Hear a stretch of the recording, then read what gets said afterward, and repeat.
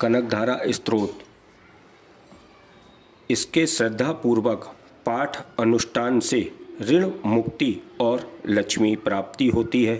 कहा जाता है कि आचार्य शंकर ने इसका पाठ करके स्वर्ण वर्षा कराई थी। जैसे बमरी अधकुले कुसुमों से अलंकृत तमाल तरु का आश्रय लेती है, उसी प्रकार जो श्री हरि के रोमांच से सुशोभित श्री अंगों पर निरंतर पड़ती है तथा जिसमें संपूर्ण ऐश्वर्य का निवास है, सब मंगलों की देवी भगवती महालक्ष्मी की कटाक्ष लीला मेरे लिए मंगलदायक हो। जैसे बमरी कमल पर मंडराती है, उसी प्रकार मुरु शत्रु श्री हरि के मुख की तरफ बार बार प्रेम से जाती है और लज्जा के कारण लौट आती है।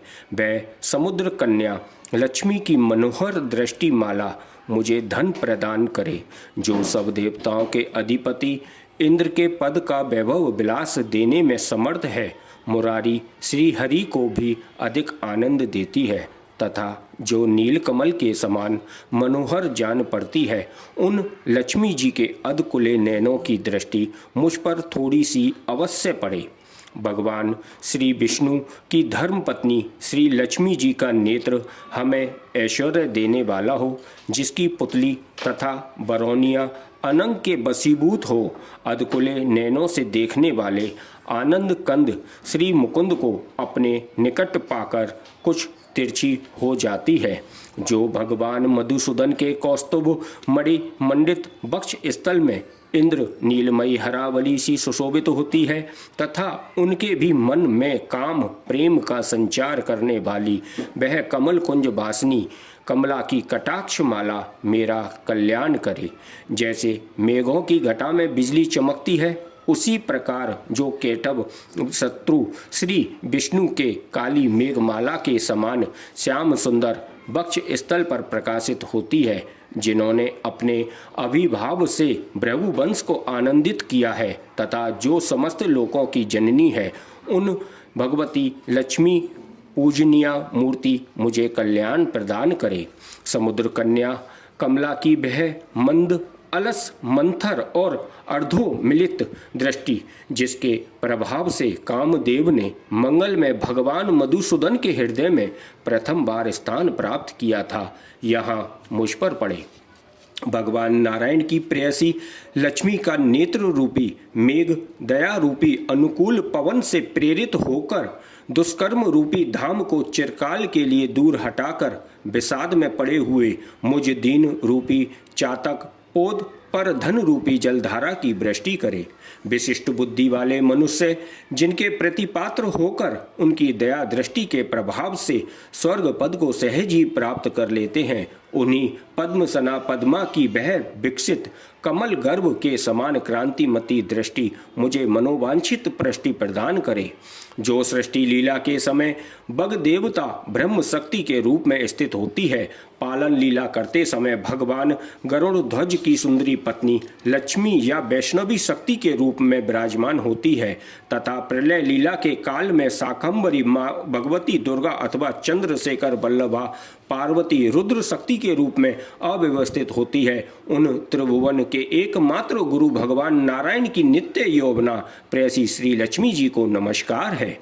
मात शुभ कर्मों का फल देने वाली श्रुति के रूप में आपको प्रणाम है। रमणीय गुणों की सिंधु रूप रति के रूप में आपको नमस्कार है।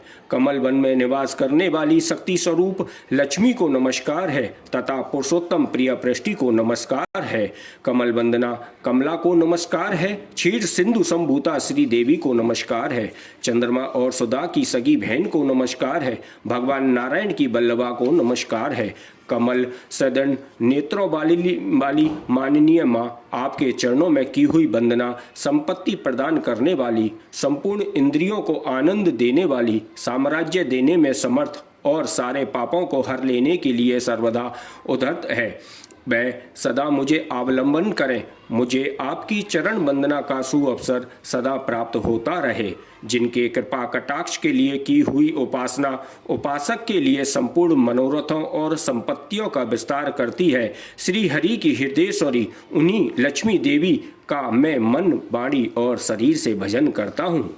भगवती हरिप्रिय, तुम कमल वन में निवास करने वाली हो। तुम्हारे हाथों में लीला कमल सुशोभित है। तुम अत्यंत उज्जवल वस्त्र, गंध और माला आदि से शोभा पा रही हो। तुम्हारी झांकी बड़ी मनोरम है। त्रिभुवन का ऐश्वर्य प्रदान करने वाली देवी मुझ पर प्रसन्न हो। दिग्गजों द्वारा स्वर्ण कलश के मुख से गिराए गए आकाश गंगा के निर्मल एवं मनोहर जल से जिनके श्री अंगों का अभिषेक स्नान कार्य संपादित होता है, संपूर्ण लोकों के अधीश्वर भगवान विष्णु की गृहिणी और क्षीर सागर की पुत्री उन जग जननी लक्ष्मी को मैं प्रातः काल प्रणाम करता हूँ। कमल नयन केशव की कमनी कमले, मैं अकिंचन दीनहीन मनुष्यों में अग्रण्य हूँ, अतएव तुम्हारी कृपा का स्वाभाविक पात्र हूँ। तुम उमड़ती हुई करुणा की बाढ़ की तरल तरंगों के समान कटाक्षों द्वारा मेरी ओर देखो। जो लोग इन स्तुतियों द्वारा प्रतिदिन वेद त्रयी स्वरूपा त्रिभुवन जननी भगवती लक्ष्मी की स्तुति करते हैं, वे इस भूतल पर महान गुणवान और अत्यंत सौभाग्यशाली होते हैं तथा विद्वान पुरुष भी उनके मनोभाव को जानने के लिए उत्सुक रहते हैं। इति श्री भागवत विरंचित कनक धारा स्तोत्रम संपूर्णम। श्री महालक्ष्मी मैया की जय।